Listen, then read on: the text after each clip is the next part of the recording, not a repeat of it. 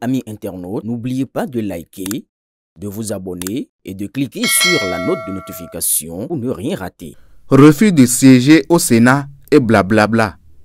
Rejeté par ses propres députés, Yahi fait faux bruit. Une douche froide l'attend dans la journée. Une seule idée ressort de la récente déclaration du président Boni Yahi contre l'opportunité du Sénat et son refus d'y siéger en cas de vote. Yahi fait juste la pagaille. Il oublie qu'il n'a plus 17 ans et qu'il devrait au moins faire l'effort d'incarner son âge.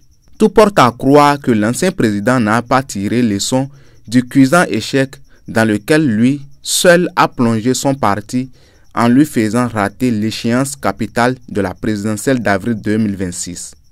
Pendant qu'il se fait lâcher par une dizaine de députés de son parti et par son candidat Renaud Agbodjo, qui a compris que tout ce qui arrive en ce moment au parti Les Démocrates est de sa faute et qu'il vaut mieux appeler à la paix pour gagner la libération des prisonniers et des exilés. Yahi veut jouer au fou.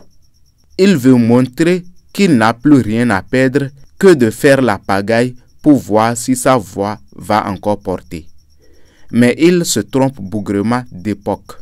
Aucun militant LD, encore moins les populations, ne ressent plus le besoin de prendre des risques pour un homme incohérent qui n'a que la vengeance comme élément de langage politique.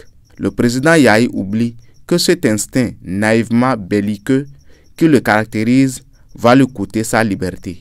Des éléments ont été récemment arrêtés en instance de tenter quelque chose de répréhensible. Son nom a été bel et bien cité.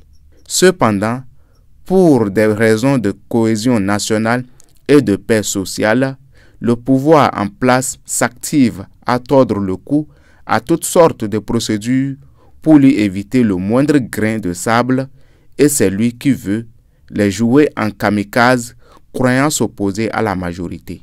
En démocratie, qui vote les lois? La Constitution est-elle une Bible pour ne pas être modifiée? Ou celle que nous avons n'a-t-elle pas prévu elle-même les conditions de sa modification?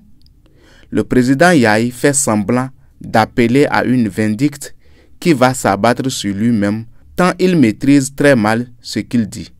La minorité de blocage dont il fait allusion a déjà dit non à la vengeance. Elle est déjà dans la logique du développement qui passe par l'institution d'instruments de régulation pour la paix et pour la bonne gouvernance. Que dire des autres pays qui ont opté pour le Sénat? Ne sont-ils plus des États démocratiques? Pour le président Yahi, tout ce qui ne va pas dans sa logique pour garantir une vengeance brutale contre l'actuel président est une dictature. Même l'air qu'il respire à Kadiaoum est de la pure dictature. En tout cas, il y a une douche froide qui l'attend dans les heures à venir.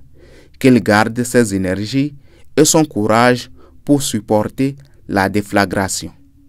Aboubakar Takou.